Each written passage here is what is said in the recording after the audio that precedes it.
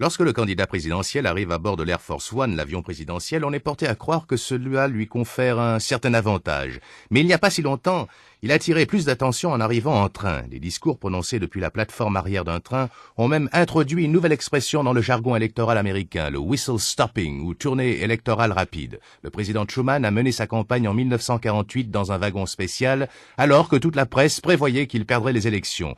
La vieille gare de Sydney, dans l'Ohio, l'une des haltes de la tournée de Truman, a récemment pris un coup de neuf. Le président Reagan devait emprunter le même wagon spécial que celui qu'avaient transporté Truman et deux autres présidents, Roosevelt et Eisenhower.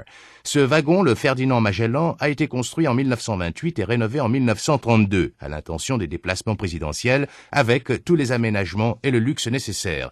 Depuis l'époque où le train était le seul véhicule des tournées électorales, de nombreux présidents y ont effectué de brefs voyages nostalgiques. Mais au temps de Truman, un voyage en train n'était pas une mince affaire. Nous ne quittions pas le train pendant des semaines. Le président faisait 12 à 13 discours par jour sur la plateforme arrière.